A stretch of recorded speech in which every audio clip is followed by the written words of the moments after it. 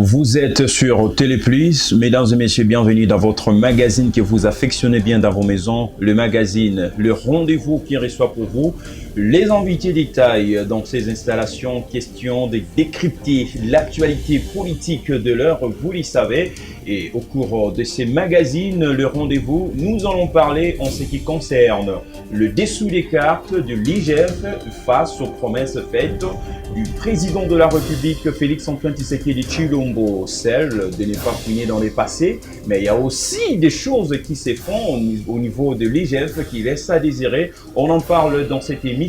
Nous allons également parler en ce qui concerne l'état des sièges décrété par le président de la République, Félix-Antoine Tshisekedi Tshilombo, à l'est de la République démocratique du Congo face à l'insécurité grandissante qui sévit dans cette partie de la République.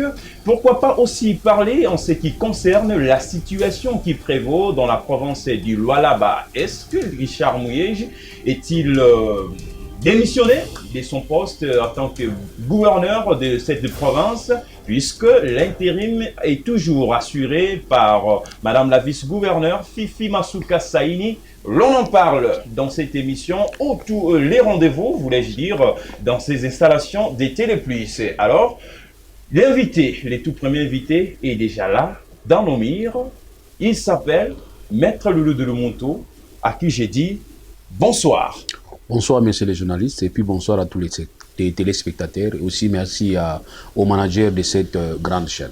Très bien. Je rappelle aux téléspectateurs que vous êtes de la société civile, secrétaire national de la jeunesse responsable, mais ici, je vous prends en qualité des libres penseurs. Avec vous, nous allons parler en ce qui concerne l'état des sièges, pourquoi pas aussi survoler en ce qui concerne l'affaire Boukangalonzo dans Matata Pognon. Donc, il y a des tractations au niveau de l'IGF. D'entrée du jeu, l'état des sièges décrété par le chef de l'État à l'est de la République démocratique du Congo par rapport à l'insécurité grandissante à cette partie de la République. Alors, votre analyse par rapport à ça, Maître Loulou de Lumonto? Bon, c'est un mécanisme prévu par le Constituant qui a prévu qu'il y ait des États par rapport à une situation exceptionnelle. Nous avons d'abord l'état de siège, enfin l'état d'urgence, l'état de siège. Nous avons aussi l'état de guerre. Ça aussi, ce sont des dispositions, soit ce sont des mécanismes tels que prévus par le Constituant. Donc à chaque fois qu'il y a une situation exceptionnelle, il faut des mesures exceptionnelles. Et nous sommes presque assiégés. Donc il était important qu'on puisse donner le moyen à l'armée et aussi donner à l'armée la possibilité d'administrer les provinces en danger. Et voilà, c'est ce qui est fait. Donc nous encourageons et puis voilà. C'est quoi la peur? Quelle est la peur dans cette initiative prise par le chef de l'État? Vous restez très optimiste par rapport à cette décision? Moi, personnellement, je ne crains rien. À partir du moment où nous avons des textes qui réglementent, qui orientent et qui imposent un certain comportement. Donc, si nous sentons que nous commençons à dévier en dehors du texte, à ce moment-là, nous devons commencer à réagir. Donc, jusque-là, nous sentons que, contrairement à l'état d'urgence, que nous n'avons pas respecté certaines mesures, pourtant qui étaient très souhaitables, que nous n'avons pas réagi, qui ne nous avons pas encadré. Mais en ce qui concerne l'état du siège, vous avez vu comment est-ce que le président a eu le temps de suivre la procédure, parce que c'était l'obligation de suivre la procédure. Mais dans les temps, c'est-à-dire les régimes passés, l'époque où il y avait cette cohabitation entre CACH et FCC, nous avons compris que le chef de l'État essayait un peu de sauter pour prendre certaines dispositions. Vous allez vous rendre compte en ce qui concerne même le couvre-feu. Le couvre-feu a un caractère temporel. Même en France, vous remarquez, on vous dit 15 jours. Après 15 jours, on évalue, on voit la possibilité. Et puis, s'il faut remettre la mesure, on remet la mesure. Nous, chez nous, nous avons un couvre-feu éternel qui ne s'arrête pas. Tout ça, c'est tout simplement parce qu'il n'y avait pas un suivi. Mais avec l'état des sièges, nous sentons qu'il y a un suivi. À partir du moment où les trois pouvoirs sont en symbiose, sont en musique, en train de travailler. En cas de persistance, il y aura lié à évaluer encore, ou comment on va encore accorder la chance au gouverneur nommé par le chef de l'État en cas de persistance de l'insécurité? Non, les gouverneurs nommés ne sont pas là pour développer la province. Ça, il faut qu'on se le dise. Ils sont là pour une situation. Ils sont militaires, ils doivent répondre à une réalité. Donc voilà leur mission. Très bien. Pas qu'ils viennent nous dire que non, je suis là pour développer, construire les routes, parce que j'ai appris, il devrait avoir une rencontre pour voir dans la mesure du possible comment on va laisser la ville dans le Congo en train de construire les routes, faire développer l'économie. Nous avons dit non, ce n'est pas le moment. Nous voulons rétablir l'autorité de l'État, rétablir la paix. Finalement, après, nous allons maintenant revenir à l'autorité civile pour voir dans la mesure du possible comment faire. Mais sous regard, n'est-ce pas, du Parlement, sous regard des cours et tribunaux qui a le pouvoir judiciaire. Joseph Kabila Kabange a fait presque 18 ans au pouvoir en son temps. Il n'a pas pris ce genre d'initiative. Alors, nous avons Félix Antoine Tshisekedi Tshilombo qui est en pleine 3 ans. 3 ans, il a pris l'initiative de décréter l'état de siège. Alors, on peut dire s'il faut faire tracer les parallélismes entre le temps de Joseph Kabila et celui de Félix Antoine Tshisekedi Tshilombo. Peut-on dire que c'était une mauvaise voie caractérisée par le régime de Joseph Kabila Kabange? Parce qu'en son temps, il y avait de l'insécurité qui persistait, mais il n'a pas pu prendre, disons, ce genre d'initiative. Peut-on dire que c'était de la mauvaise foi de sa part ou comment? Je crains qu'on puisse se perdre inutilement. Dire qu'il était là, pourquoi n'a-t-il pas pu, n'est-ce pas, instaurer l'état d'urgence ou soit l'état de siège? Mais je réponds finalement, nous avons une mission onusienne. Très bien. Et cette mission onusienne, la MONUSCO, a une mission principale. La mission, c'est d'imposer la paix. C'est la différence. Pas négocier la paix, mais imposer la paix. Pourquoi après la Seconde Guerre mondiale, tous les États se sont mis d'accord pour voir dans la mesure possible comment éviter qu'il y ait plus de bains de sang. Raison pour laquelle nous avons, nous tous, n'est-ce pas, créé, c'était hier la Société des Nations, et aujourd'hui nous avons avec comme mission d'imposer la paix. Elle est là avec nous, ça fait 18 ans, ça fait plus de 20 ans. Et on va maintenant commencer à poser la question, mais elle est là, qu'est-ce qu'elle fait? Non. Voyons ce que nous pouvons faire. Mais la MONUSCO est là juste pour appuyer notre armée. Est-ce qu'elle est habilitée à maintenir la paix? Oui, certes, parce que sa mission est celle de maintenir la paix et sécurité. Mais en concomitance avec notre armée, est-ce que la MONUSCO a les monopoles d'imposer la paix, ou encore moins c'est l'FARDC qui est censé imposer la paix dans leur pays en quelque sorte? C'est ce que nous faisons aujourd'hui. Nous voulons que cette FARDC puisse se reprendre la main. C'est ce que nous avons fait avec l'instauration de l'état de siège. Laissons cette force armée congolaise faire son travail. Mais du moins, ce que moi je sais, ce qui est important, que les gens aussi doivent comprendre, que la MONUSCO, quand elle est venue avec une mission. D'abord de contempler les morts, de compter. Là, elle était comptable des morts. Quand nous avons crié, tout le monde a crié et elle s'est dit s'interposer. Alors, une grande force comme ça va s'interposer pendant que les miliciens commencent toujours à passer là où MONUSCO est allé. Je ne sais pas si vous comprenez. Donc voilà pourquoi quand nous avons crié, elle va maintenant commencer à changer la mission pour dire cette fois-ci, elle va sécuriser les civils. Voilà, ce n'est pas nous qui avons donné cette mission, c'est elle qui essaie de donner cette mission. Par rapport à sa mission principale d'imposer la paix, elle s'est dit que je suis arrivé dans le Congo pour aider la ville dans le Congo à imposer la paix. Elle est là, ça fait 18 ans. Il y a certaines questions que nous devons poser à la MONUSCO. Mais ici, on nous dit que non, c'est vous-même à l'interne. C'est ainsi que nous avons pris maintenant le courage de dire que tant mieux décréter les mécanismes pouvant nous permettre de faire mieux. Parce que si vous devez comprendre avec ces mécanismes que nous avons, on peut avoir la facilité de demander à ce que tout le monde reste à la maison. Vous avez votre adresse.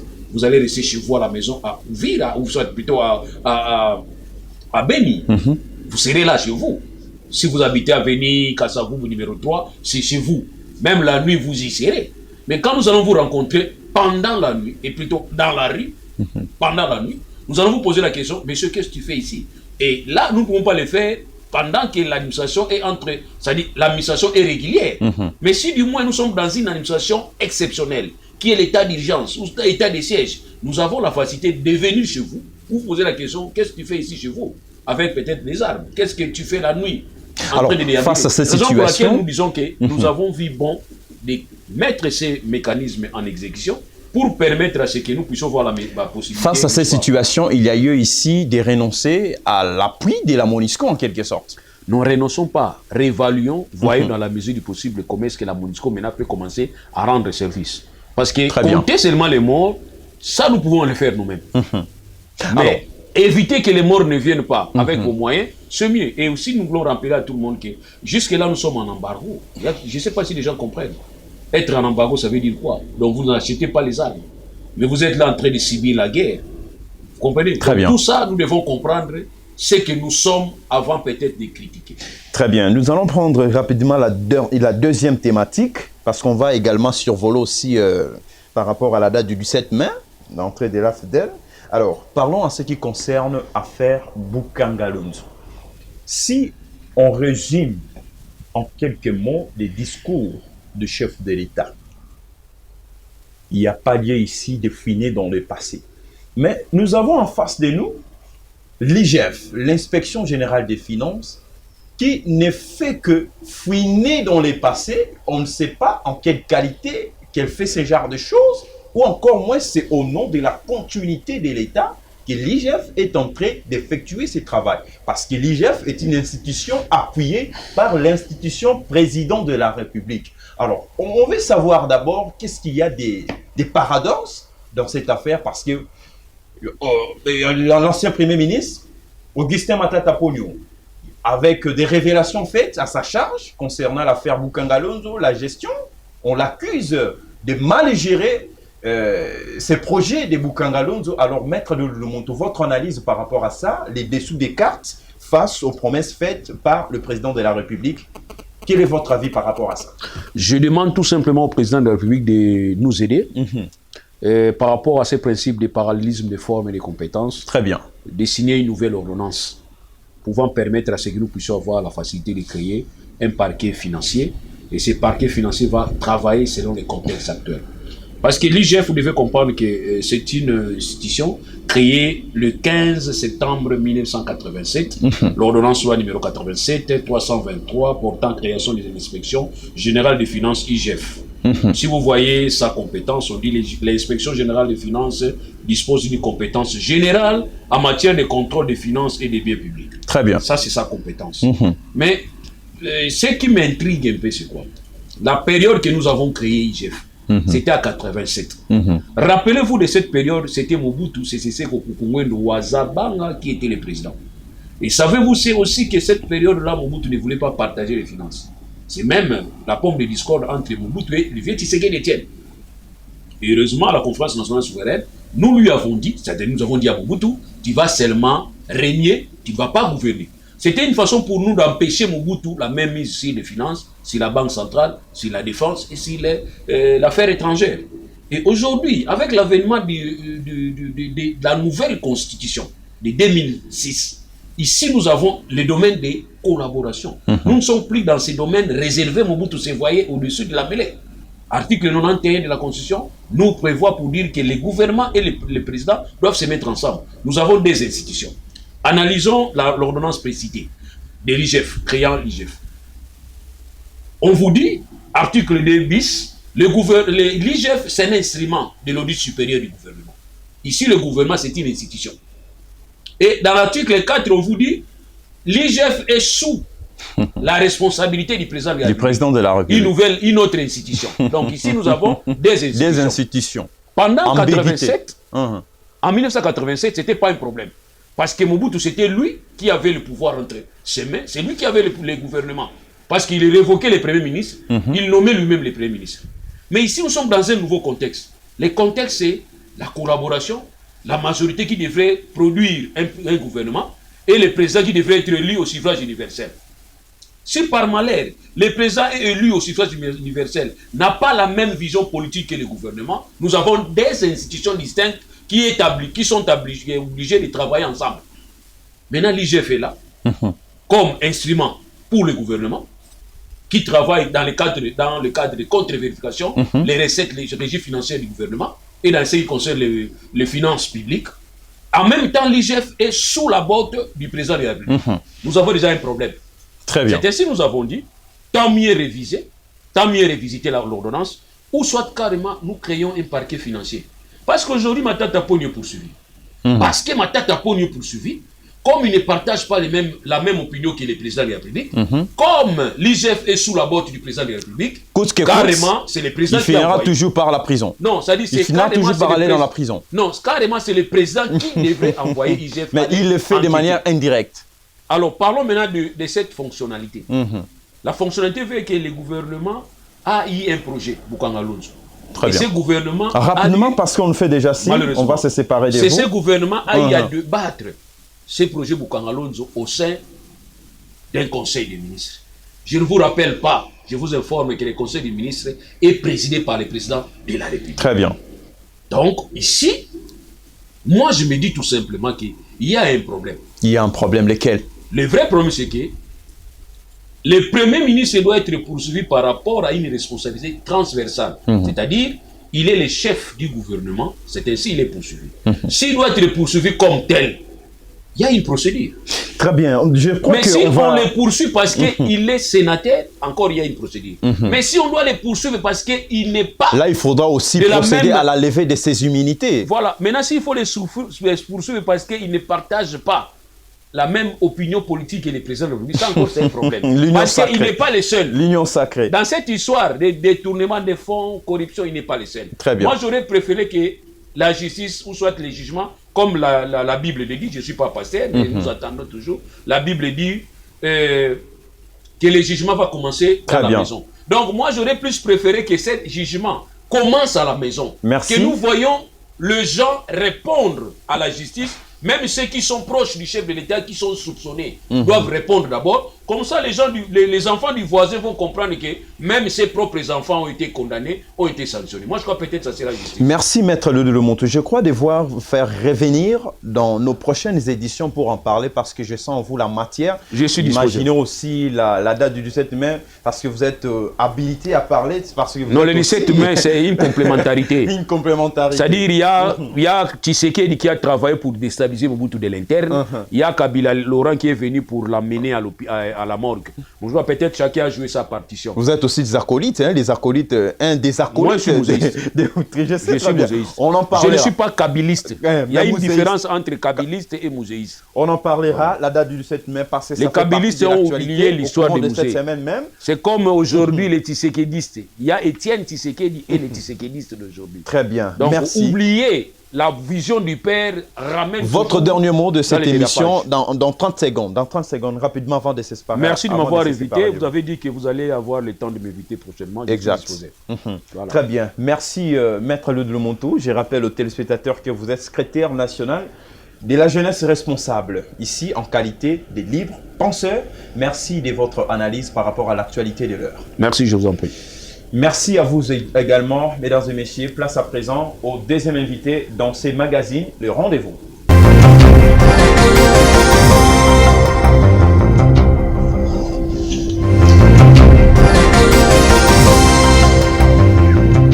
Voilà, je l'ai dit dans mon introduction de cette émission, le rendez-vous, la situation qui prévaut à l'est plutôt dans la province du Lualaba.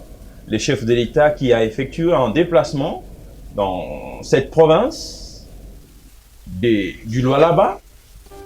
Il a rencontré Madame la vice-gouverneure Fifi Masuka Saïdi. Alors, nous allons en parler avec notre deuxième invité. Vous le savez, vous n'avez pas une figure à présenter dans les installations de Téléplus, non seulement dans les installations de Téléplus, puisqu'il est ami des journalistes, pas ami des journalistes, mais aussi des chaînes de télévision. Il est là.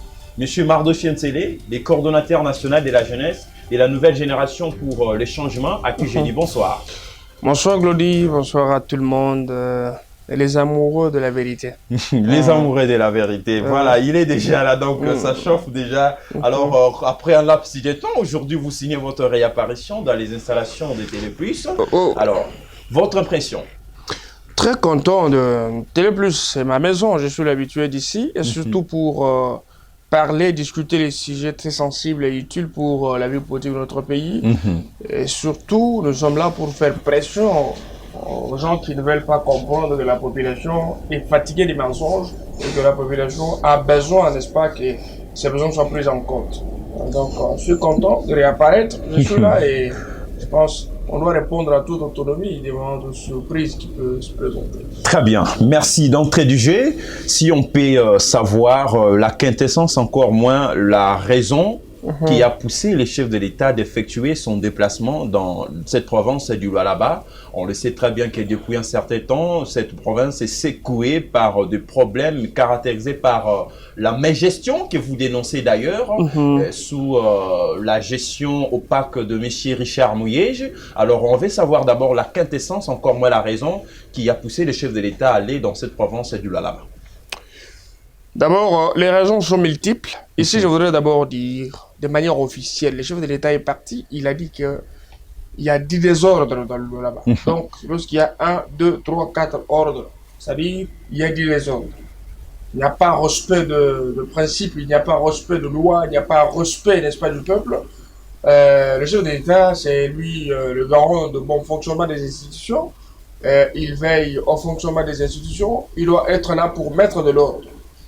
Le Lualaba étant une province faisant partie du 26 qui compose la République démocratique du Congo et la province dite pilote, comme les gens veulent le dire, et surtout dans le concept, mais en réalité, on ne peut pas appeler le Lualaba province pilote. Parce que les richesses de cette province ont profité à une famille, à un individu, à une catégorie de personnes que je appelle les vampires en costume, des gens qui veulent voir la population saigner, souffrir. Alors, la première moment, les gens ont compris que c'était très important parce que nous nous sommes mis à l'œuvre. Nous avons essayé de dénoncer à tous les niveaux que la province était par terre et que ce que la population est en train de consommer, c'était des mensonges, c'était des forfaitures, des vidéos réalisées dans la mesure où la population était en train d'être désorientée, que ce soit ici à Kinshasa, à l'extérieur du pays et en province aussi. Et la vérité a éclaté. D'abord, je commence d'abord par le travail qui était abattu par Excellence Fifi Masuka Saini, et que nous sommes alignés derrière cette opportunité pour faire un grand travail, un travail de Tintan, qui était chez lui de mettre sur une clairière le mensonge de Mouyej avec toute sa famille politique. Le chef de l'État est parti, il a dit qu'il était intéressé par le contrat mal signé. Moi j'appelle ça les contrats sataniques et diaboliques. Parce qu'on avait mis en gage les mines de notre pays avec M. Yuma qui vient de faire sa sortie. Ces révélations. Oui, ouais. Toutes ces révélations, nous on connaissait déjà parce qu'avant que Yuma en parle, beaucoup de gens avaient déjà parlé de ça. Tu vois, donc ça ne nous surprend pas, ça ne nous a pas surpris. Le chef d'État était au courant, comme nous l'avons toujours vu que le président de la République, il est mieux informé que nous. Il y a aussi le problème de gestion de Mouyej. Très bien. Ça s'inscrit dans ce cadre-là. Parce que lui aussi, il fait partie des gens qui ont détruit ce pays à travers les contrats qui étaient signés dans le mine. Le chef de l'État arrive avec le 50-50, c'est-à-dire que le pays gagne 50% et l'investisseur gagne aussi 50%. Si vous voulez construire des maisons ailleurs, nous aussi au Congo, nous construisons. Alors, c'était le bon moment pour matérialiser cette vision et aussi vivre.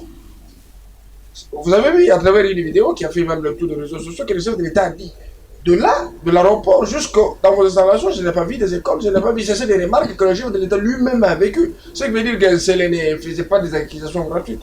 Ce que nous disions, c'est la vérité. Alors, très bien. Avant, nous allons continuer sur cette même lancée. Alors, si on regarde dans certaines provinces dont les gouverneurs sont déchus, ça n'a même pas tardé pour qu'ils soient déchus. Mais pourquoi les cas de Richard Mouyej, ça prend encore du temps? On peut dire qu'il est main blanche ou comment? Parce qu'il faut qu'il soit déchu. Mais la procédure, dont ça nous fait traîner et tout. On peut dire qu'il est innocent dans toutes ces accusations que vous les faites à sa personne, on ne sait pas. Mais pourquoi il est toujours gouverneur? Il n'a jamais été déchu, alors que dans d'autres provinces, certains d'autres gouverneurs sont déchus. Nous sommes dans un pays de droit. Je l'ai toujours dit de manière lapidaire. Un état de droit, c'est un état dans lequel le principe de la primauté du droit sont d'application. Personne gouvernant comme gouverné ne peut se mettre au-dessus de la loi, celle-ci qui est respectueuse des droits de tous. Mouyej étant un gouverneur malhonnête, un détourneur de fonds, et surtout qu'il est accusé de détournement de mes gestions. C'est-à-dire, nous avons dénoncé, nous avions des preuves. Vous comprenez? Et l'IGF est descendu en fonction de ce qui est écrit dans la loi. Tu vois? Très bien. Donc voilà, lorsqu'il y a eu dénonciation de tierces, normalement, l'IGF doit déléguer une commission pour enquêter afin de permettre, n'est-ce pas, les institutions judiciaires de voir clair sur la médiation. Même si vous parlez de la déchéance, ça relève de la compétence de l'Assemblée provinciale, qui est en train aussi de faire un travail, parce que vous avez suivi qu'avant-hier, l'Assemblée provinciale du Lualaba s'est mise à enquêter sur la gestion du mouillage. Tu vois. Et bientôt, la décision aussi de l'Assemblée va tomber. Mais l'Assemblée provinciale, jusque-là, absente, donc elle ne dit rien, absolument rien, silencieuse. Non. Moi, je veux dire que vos caméras, les actions de l'Assemblée provinciale du Lualaba et surtout les députés de l'Union sacrée de la Nation passent inaperçus devant les caméras de Télé+. Pourquoi? Parce que vous avez suivi récemment la campagne d'évangélisation de Fifi Masuka a engendré l'adhésion de l'Assemblée provinciale à la vision du chef d'État, je veux dire à l'Union sacrée de la Nation. Et les 13 députés se sont mis à l'œuvre. Pourquoi? Il y a un monsieur qui était hostile à la personne du chef de l'État, aux institutions, qui a saboté le fonctionnement des institutions, qui a taxé les autres députés des Ignares, il a été éjecté. M. Toumoche, il a été remplacé par l'honorable Gaston Mouchid, incarnation des valeurs cardinales. Ce monsieur, en tout cas, a redoré l'image de cette grande institution. L'Assemblée provinciale est au four au moulin. Ils sont dans le contrôle citoyen. Aujourd'hui, l'Assemblée s'est mise à enquêter sur la gestion des mouillages des 4 ministres qui cherchaient à démissionner pour se cacher derrière les immunités parlementaires. Ces ministres sont cités dans les documents de fonds, en l'occurrence le ministre de l'Énergie, qui a détourné les carburants qui étaient destinés aux travaux de la province. Ça, ce sont des révélations qui sont faites par la douane. Très bien. Vous comprenez? Donc l'Assemblée, il ne faut pas dire que ça travaille. Aujourd'hui, l'Assemblée a mis en place... Non, quand je dis l'Assemblée ne dit absolument rien, c'est-à-dire envie d'obtenir la déchéance de Richard Mouyej. Bien sûr, c'est un processus. Oui. Allez-y. C'est un processus. C'est une grande institution qui n'a statué sur pièce. Nous avons fait des accusations et l'Assemblée s'est fait aussi à travailler. Donc l'Assemblée est en train de faire un grand travail. Bientôt, on aura le verdict de l'Assemblée provinciale. Des soirs à Mouyej, moi je ne vais pas Mouyej, je gouverneur de province. Ni un citoyen. Donc vous voyez Fifi Masuka Saini. Mais je vous dis, c'est l'âge de la délivrance des institutions. Ce n'est pas d'équipe de personnalité où j'ai peur de Fifi Masuka non plus. Il n'y a pas une personne. Comme elle. Il n'y en a pas. Dans la loi. Fifi Masuka a réuni le courage d'abandonner le diabolisme, dans le kabylisme, la sorcellerie dans le système que Kabila avait installé dans ce pays et surtout dans cette province-là. Cela a été dirigé par les grands chefs Mouyej. C'est celui qui mettait en exécution tous les plans machiavéliques de la Kabylie. Et Fifi a dit non, c'est pas possible. Comment est-ce que vous pouvez prétendre diriger une province comme celle-ci et que nous participons au budget national avec 4,9%? La province est redevable de 83 millions de dollars. Pendant que nous gagnons autant de millions de redevances par mois, les communes reçoivent des millions de redevances par an. Et la province ne dépend pas seulement des redevances. Nous avons des taxes parallèles, les taxes de concentrés, nous avons les vignettes et ainsi de suite. Mais tout cet argent va où? Seule le taxe de TFM fait vivre la province. En dehors de ça, vous êtes hostile à la province. Non. Moi, je vais aller dans la vision du chef de l'État. Elle décide de partir. Elle décide de dénoncer, elle fait l'objet de diabolisation, elle fait l'objet de campagnes de diabolisation et c'est pour cela vous barrez la route à Richard Mouyej de ne pas fouler les pieds dans la province du Lualaba. Non, barrer la route c'est trop fort. Mouyej ne mérite même pas appeler gouverneur. Ce n'est pas un bon citoyen. C'est un sorcier. Je vous dis, il fait partie des comportements de sorciers que les chefs de l'État a décriés à Lubumbashi. C'est un grand sorcier. Il a dénigré les chefs de l'État. Il a renié les compétences du chef du président de la République. Et puis, il s'est mis à retourner. Et je vous informe que c'est lui-même que la Kabylie avait préparé pour être candidat président en 2023. Pachadari. Mais je vous dis, il est en train de sucer l'argent de la République à travers ses comptes fictifs. Ça corrobore avec ce que nous avons... Mais vous ne voyez pas qu'en faisant ce genre de choses, vous freinez l'élan du développement de cette province? Non, on n'a pas freiné. Il y a une fille digne de la province qui a atteint la province. Elle a essayé de remettre les choses en ordre. Aujourd'hui, la province respire. Il n'y a pas mensonge, il n'y a pas escroquerie, il n'y a pas détournement. Aujourd'hui, c'est l'union sacrée de la nation, une gestion saine, sans virus de détournement. Mais puisqu'il n'est pas encore déchu, vous ne voyez pas que Richard Mouyej demeure toujours gouverneur de la province? Il demeure toujours gouverneur sur le plan de droit. Ah bon? Maintenant, ici qu'il fait sujet de poursuites judiciaires pour détournement et mégestion. Donc il ne peut pas poser sa signature dans quelconque document, dossier? S'il vous plaît. Allez-y. La loi sur la libre administration de preuves vous dit ceci. Au nom du principe de la préséance, si le gouverneur est absent, vous comprenez? Oui. C'est le vice-gouverneur qui assume le fonctionnement au nom du président de la continuité. Et là, lorsqu'il y a un empêchement définitif, là, il y a déjà 6 mois.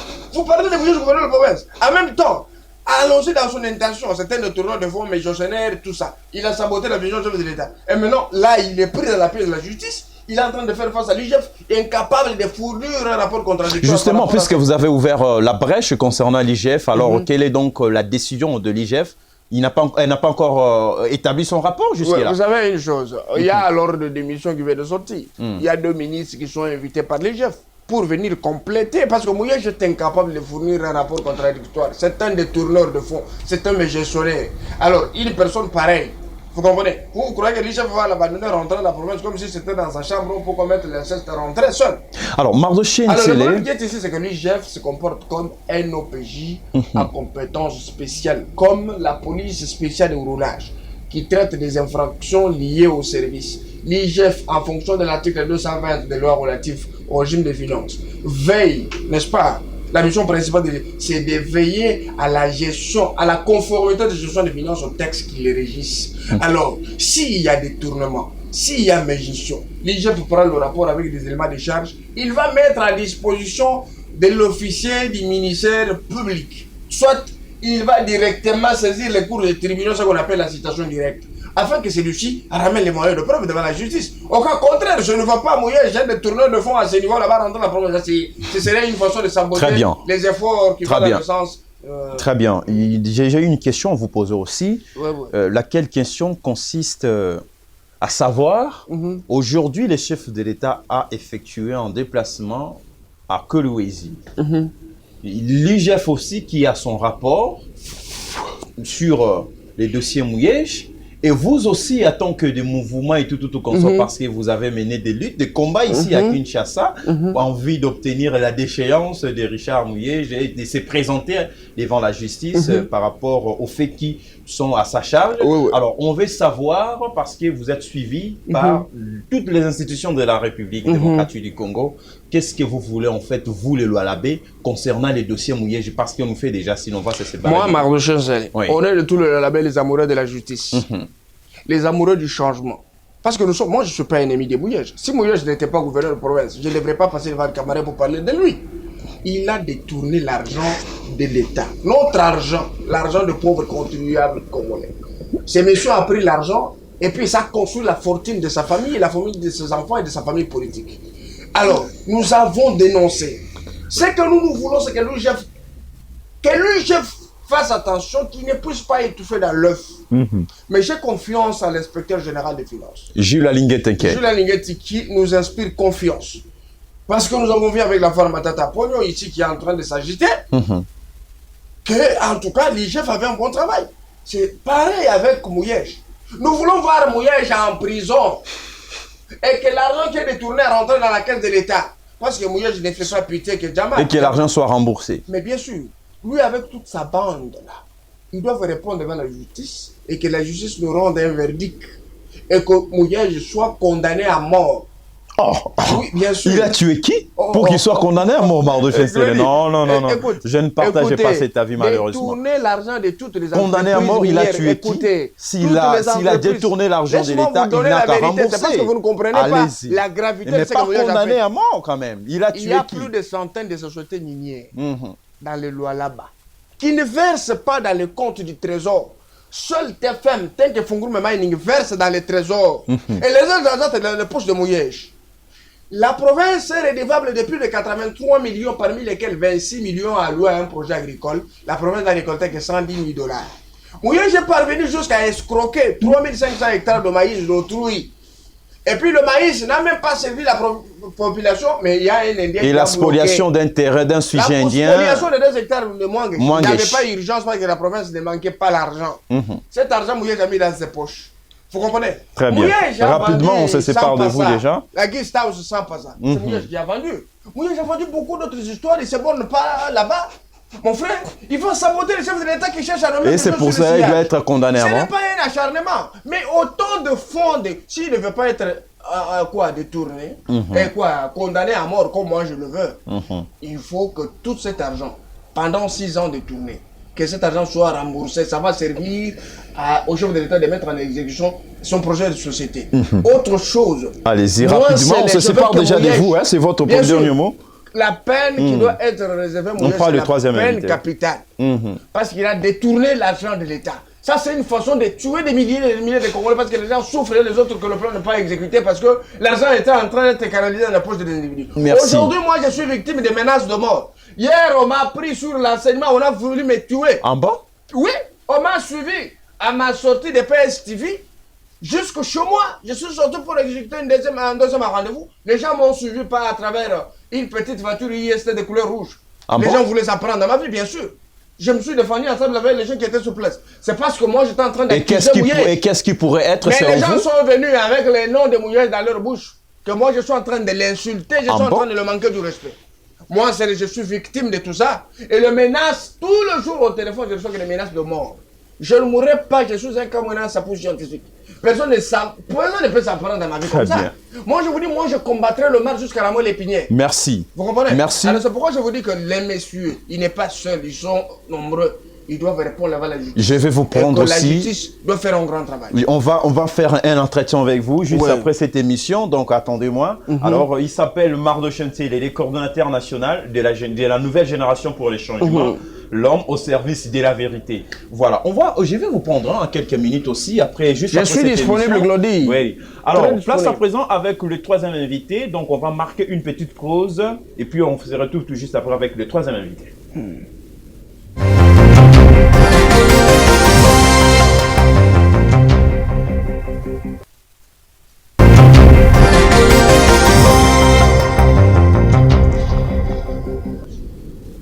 Des retours sur ces plateaux avec avec le dernier invité de ces magazines d'actualité, les rendez-vous, qui n'est autre que Delphin Ngandou, cadre de l'UDPS. Avec lui, nous allons aborder les sujets ayant trait à l'état de siège, mais aussi l'affaire Boukangalonzo, dont l'ancien Premier ministre Augustin Matata Pogno est poursuivi par la justice. Alors, il est déjà là, à qui j'ai dit bonsoir, monsieur Delphin Ngandou. Après un laps de temps, aujourd'hui, vous signez votre réapparition.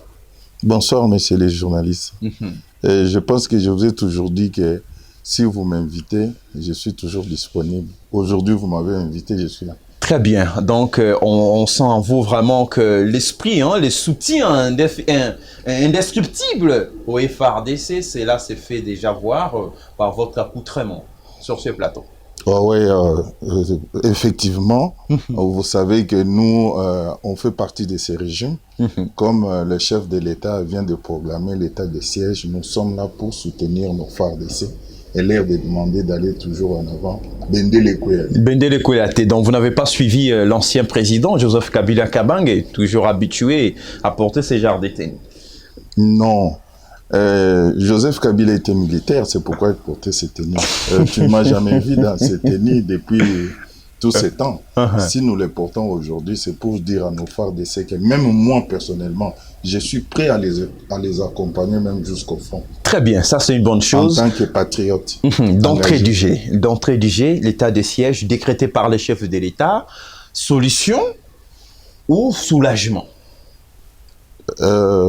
Pour moi, je tiens à vous rassurer que c'est une solution. Pas soulagement. Pas soulagement. Ah bon? Explication? C'est une solution puisque le chef étant les Congolais le mieux informé de tous les Congolais, il a eu le temps de prendre les informations des services de renseignement nationaux et internationaux et il a trouvé que c'était le moment opportun de programmer l'état de siège pour finir avec cette barbarie de l'Est. Est-ce que ça va tenir? Voilà la question qu'on se pose à tout moment. En tant que patriote, je ne peux que souhaiter que ça puisse tenir. La raison pour laquelle vous me voyez aujourd'hui en tenue militaire.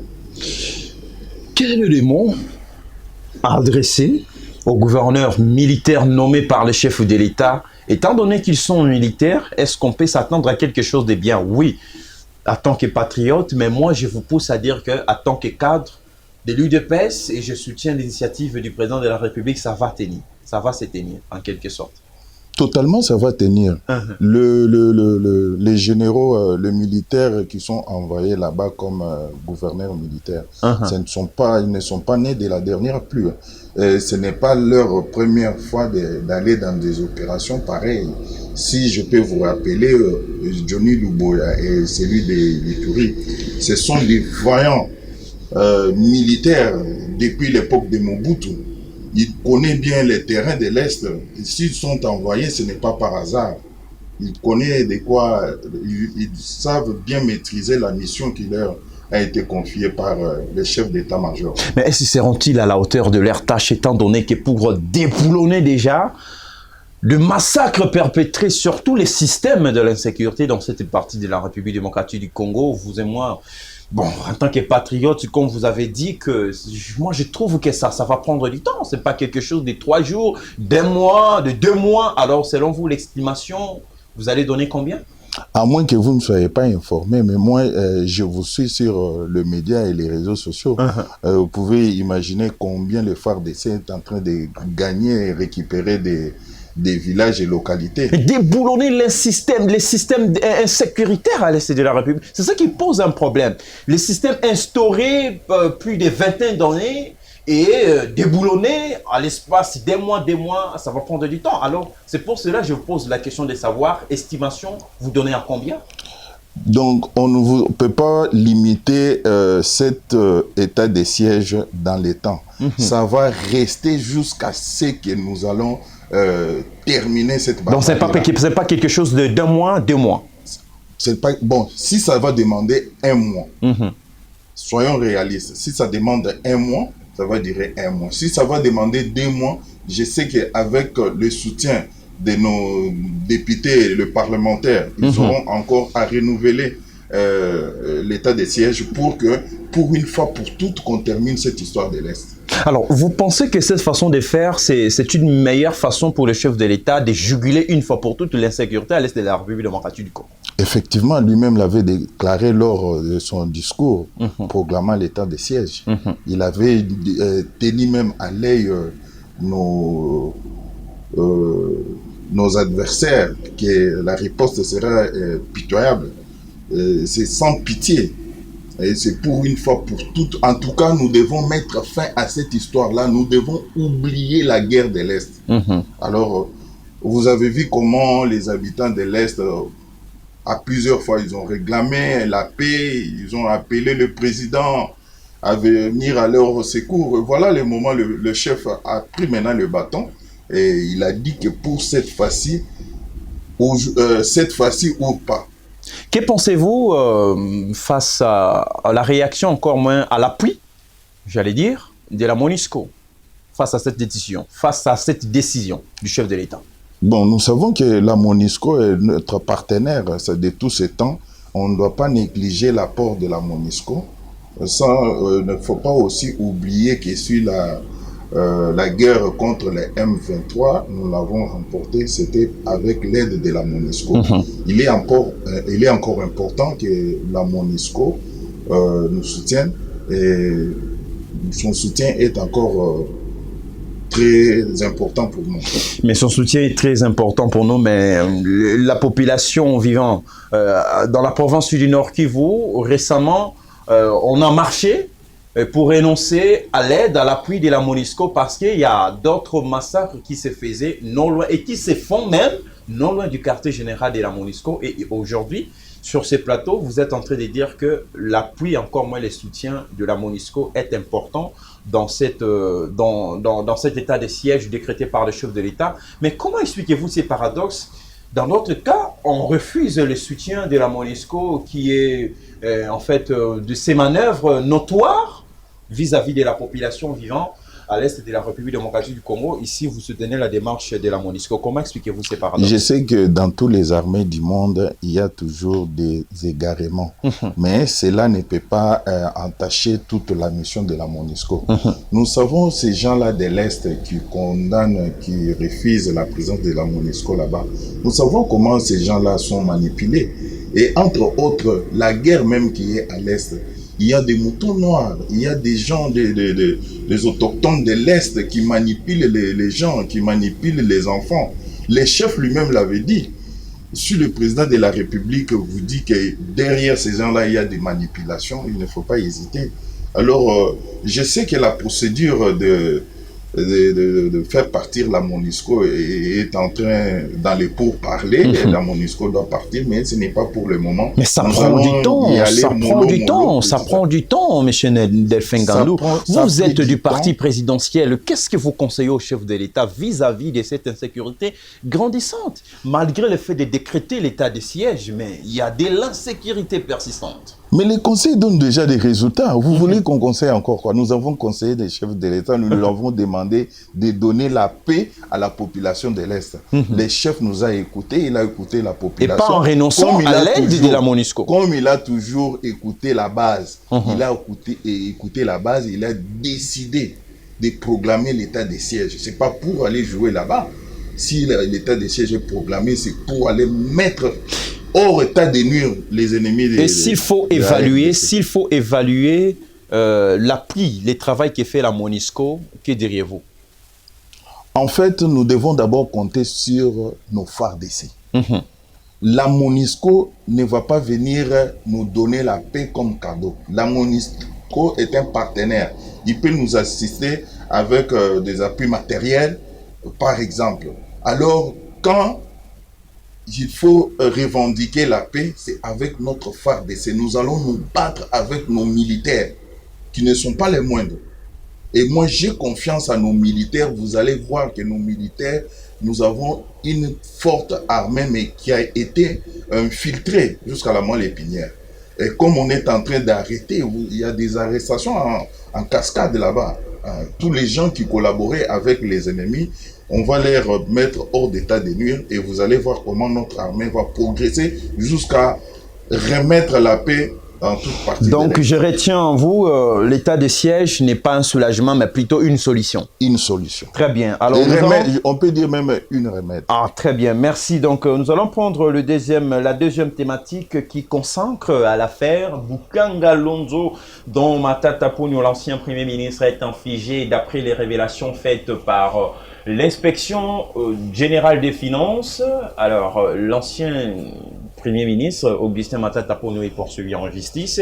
Alors, on aimerait savoir votre analyse par rapport à ça. Affaire Bukanga Lonzo, on sait très bien, avec des fonds alloués pour, n'est-ce pas, la redynamisation pour assurer la bonne marche de ces projets. Alors, Matata Ponyo est appelé à se justifier par rapport à sa gestion. Alors, comment avez-vous reçu cette information, vous, de votre part, monsieur Delphin Ngandou? Personnellement, j'étais très content d'apprendre que Matata Ponyo est appelé à faire rapport de ce qui s'était passé pour le projet Bukanga Lonzo. Tu sais, depuis trop longtemps dans notre pays, on a été habitué à une gouvernance où on ne fait pas rapport, où on ne fait pas de contrôle. Quelqu'un peut gérer les deniers publics comme il le sent, comme il le veut, comme sa poche. Alors, vous voyez qu'avec le régime actuel... De Fachi Béton. Le régime actuel d'abord. Avec le régime actuel, vous comprenez que même le mandataire, les dirigeants, les DG ont peur. Oui, de voler l'argent de l'État. On est en train d'inculquer dans la tête des dirigeants, les gens qui ont l'accès à la gestion de la chose publique, à savoir faire la différence de leur poche et la caisse de l'État. C'est déjà un bon départ. C'est ce que l'ancien régime, le président Joseph Kabila, lui-même l'avait déclaré qu'il n'a pas su changer l'homme zaïrois. Nous venons maintenant pour... Il est allé plus loin pour dire que s'il avait 15 personnes, il pourrait quand même, n'est-ce pas, faire développer ces pays. Du moins, avec ce régime, nous avons eu à avoir quand même... vous êtes en train de remarquer ces personnes-là qui manquaient à Kabila, entre autres Gilles Alinguete. Vous comprenez déjà qu'avec Fachi, comme information, je vous dis que Gilles Alinguete a été toujours le conseiller principal de chaque Premier ministre de la République démocratique du Congo en matière de fiscalité, aussi conseiller près du gouvernement congolais. Donc ce qui était mauvais, c'était les systèmes. Les systèmes de régime passé étouffaient la mission principale de l'inspection générale des finances. Très bien. Mais aujourd'hui, avec le régime actuel, nous avons donné tous les pouvoirs à l'inspection générale des finances de fouiner, dans les passés, contrôler, non, pas dans le passé, fouiner, contrôler partout où passe l'argent de l'État. Très bien. Donc, si vous savez que vous avez touché à la caisse de l'État, sachez bien que l'IGF sera derrière vous et vous aurez des comptes à rendre. Donc, vous saluez la perspicacité légendaire de l'IGF? Totalement. Sur l'affaire Boukangalonzo. Totalement, c'est l'une des personnes aujourd'hui que nous soutenons et nous demandons au très haut de lui donner encore de la force qu'il puisse demeurer de la même manière. Mais vous ne voyez pas que c'est un bras d'affaires, c'est un bras de fer contre la personne de Matata Pognon? Sur ces plateaux, sur cette même chaise, j'ai reçu Maître Loulou Dulumoto qui disait, d'après ses analyses à lui, et que puisque l'ancien Premier ministre n'a pas pu obtempérer à la vision du chef de l'État, celle de l'Union sacrée, c'est pour cela qu'il est poursuivi en justice, parce que l'on estime que l'institution, l'IGF, est appuyée par l'institution président de la République. Non. En tout cas, les gens qui disent ça, pour moi, je peux dire, tu vois pourquoi le chef a l'habitude de qualifier les gens bandoki. Des gens qui font des analyses comme ça, ce sont ce qu'on appelle bundoki. Ah, bondoki. Bundoki. Bon, en fait, est-ce qu'à l'Union sacrée, nous avons seulement besoin de Matata Pognon? Qui représente Matata Pognon? Il est qui? Mais ancien Premier ministre, il quand même. C'est un ancien Premier ministre, un génie congolais, quand même. Par la volonté d'une seule personne, Joseph Kabila. Matata Pognon n'a jamais été élu. Hein? Il est devenu par simple volonté, il y a Joseph Kabila. Mais parce qu'il a pu dénicher quelque chose en lui, l'expertise en matière du point de vue économique. Je sais que moi et vous, on a eu à connaître l'ancien régime, comment il fonctionnait. Qu'est-ce que tu peux me dire des bons de tous ces gens-là qui ont dirigé l'ancien régime, si ce n'est pas les détournements? D'ailleurs, le terme détournement, nous l'apprenons avec ce régime de Fathi Béton, puisque à l'époque, quand on détournait, c'était normal. C'est maintenant que les Congolais sont en train d'apprendre que détourner n'est pas bon, voler comme voler n'était pas bon aussi. Alors, qu'est-ce que vous pouvez me dire de tous ces dignitaires-là de l'ancien régime? Qui peut me dire aujourd'hui que tous ces gens-là qui ont eu à gérer, chacun d'eux a un dossier dans son gibecière? S'il n'a pas détourné, quelque part, il a spolié. Et si peut-être on nous dit, nous, d'aujourd'hui, qu'on n'a pas des expériences, nous acceptons qu'on n'a pas d'expérience, mais quelle expérience? On n'a pas l'expérience des vols et des détournements. Le chef vous dit qu'il ne peut pas fouiner dans les passés, mais ce qu'on voit comme résultat, donc il est en train de fouiner dans les passés, mais tout en présentant l'IGF derrière sa décision. Non. Fouiner dans les passés, c'est quoi?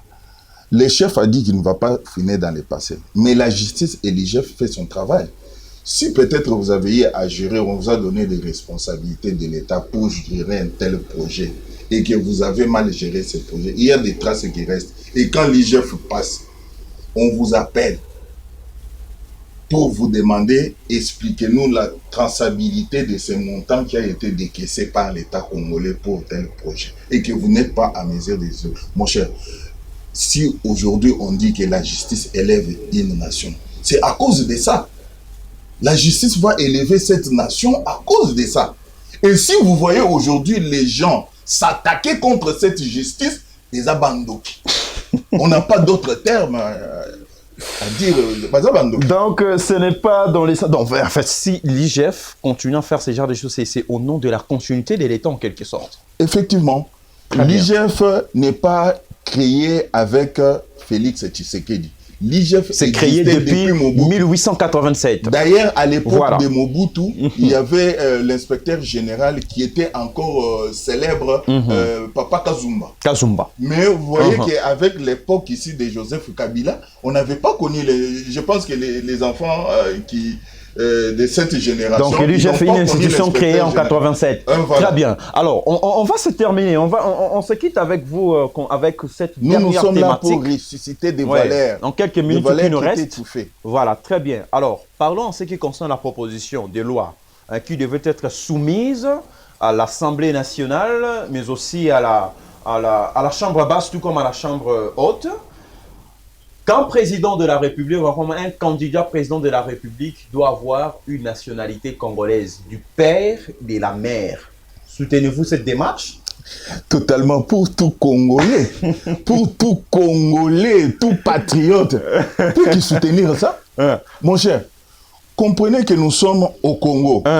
La majorité des habitants de la République démocratique du Congo sont des pères et des mères congolais. Mais qui peut refuser cette loi-là? Puisque moi, tel que je suis des pères et des mères congolais. Comment je peux refuser ça? Vous n'êtes pas français quelque part? Vous êtes venu à Kinshasa au Congo et vous camouflez comme étant congolais? Non, moi je peux vous retracer mes origines jusqu'à la... L'actuel président, l'actuel président Félix Tshisekedi est congolais 100%. Des pères et des mères congolais. Alors, qui n'est pas congolais? Qui est congolais et qui ne l'est pas? Bon, je ne sais pas. Moi, je suis aujourd'hui étonné de voir certains des journalistes, soi-disant analystes politiques, refuser cette proposition de loi. Proposition de loi, ils doivent refuser ça. De l'ancien, du candidat malheureux, Noël Itiani. Mais lui aussi, c'est un Congolais. Mais lui aussi, c'est un Américain, d'après certaines révélations. Il est américain, mais des pères et des mères congolais. C'est ça le problème. Et on ne dit pas qu'on doit chasser tous les noms congolais. On dit juste pour le fonction là des présidents de la République. Il doit y avoir quelqu'un pour postuler à ces fonctions-là, doit être des pères et des mères congolais. Imaginez-vous aujourd'hui, prendre quelqu'un comme l'ambassadeur rwandais, qui est des pères rwandais, des mères congolaises. Et aujourd'hui, il postule pour le fonction. Il sera écarté dans la course. Tu vois? Non, d'office. Supposons qu'il y ait un monsieur pareil à la tête de la République. Là, il sera écarté de la course. Alors, avec cette loi-là, c'est un peu... Mais la double nationalité, on n'en parle presque pas. Nos amis qui font de ça un problème, ce sont la double les amis de l'ensemble. Vous n'en parlez presque pas, la double nationalité, vous n'en parlez presque pas. Allons-y tout droit. Parce que de tous les médias et les réseaux sociaux, tout Congolais est d'accord avec cette loi-là. Mais il y a un groupe de gens qui fait ça un problème. Ce sont des amis de l'ensemble qui soutiennent Moïse Katumbi. Mon frère, noir, cire, blanc. Prenons quelqu'un des pères juifs. Ça, c'est pour barrer la route à certains candidats et donner une longue vie à Félix Tshisekedi. Suivez-moi d'abord. Quelqu'un des pères juifs, des mères zambiennes, épouse, je ne sais pas moi si c'est rwandaise, si c'est burundaise, et vous voulez voir un monsieur comme ça à la tête de la République démocratique. Il va tuer les pays. Franchement. Franchement. Alors là, c'est pour faire éterniser Félix Tshisekedi. Ou comment? Non, Félix Tshisekedi n'est pas le seul Congolais, il y en a beaucoup. Moi, je suis là. Pourquoi ne pas me propulser aussi à avoir ces ambitions? On vous a vu sortir, soutenir cette proposition de loi, mais vous n'avez jamais soutenu la démarche selon laquelle de barrer la route pour chaque candidat qui ayant la double nationalité. Et ce sujet est jusqu'à preuve du contraire sur la table de l'Assemblée nationale, on n'en parle presque pas.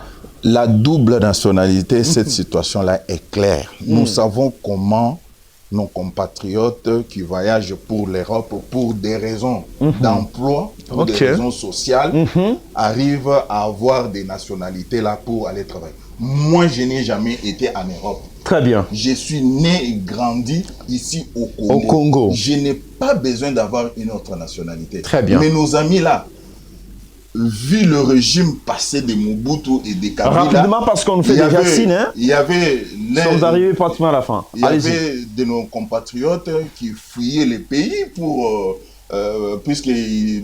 en raison de leurs opinions politiques, et arriver là-bas pour accéder à des postes, des fonctions, il fallait prendre ces nationalités-là. Mais un monsieur comme ça, il est différent d'un Congolais qui n'est pas né des pères et des mères congolais. Celui-là reste Congolais dans le sang. Très bien. Il a même sa famille et ses ancêtres ici au pays. Mais quelqu'un qui n'a pas des ancêtres, donc Moutolou na ye bakunda ya na Congo, bakunda ngo na Congo. Oh là. Très bien. Alors, nous sommes arrivés pratiquement à la fin, M. Delphin Ngandou. En résumé, en quelques minutes, 1 minute seulement, je vous accorde. Mes chers compatriotes, vous me voyez aujourd'hui habillé en tenue militaire. Ce n'est pas par hasard que je suis habillé comme ça. je suis habillé comme ça pour soutenir nos FARDC, leur dire que toute la population congolaise, tout Congolais, de là où ils sont derrière vous. Allez de l'avant, bendele kweyate, mampinga na biso biso nyonso toza sima na bino tozo soutenir bino. Voilà ce que j'avais comme message. Merci, monsieur Delphin Gandou. Donc, je vais vous faire revenir dans nos prochaines émissions. Question d'aller vraiment en profondeur avec cette thématique combien louable, même dans une émission autour du plan sur cette même, sur ces installations, bien sûr. Je serai disposé à tout moment. Très bien. Merci à vous aussi, mesdames et messieurs. Vous avez compris que j'ai reçu pour vous 3 invités dans cette émission Le Rendez-vous. Merci de l'avoir suivi. Merci au réalisateur Pichu Chibangu, Marty Wambombo, derrière les caméras Elohim Kankongolo, héritier Tumba. Merci d'être là. Merci à vous aussi, mesdames et messieurs, de l'avoir suivi. Quant à moi, je vous retrouve dans nos prochaines éditions. D'ici là, portez-vous bien. Merci. Au revoir.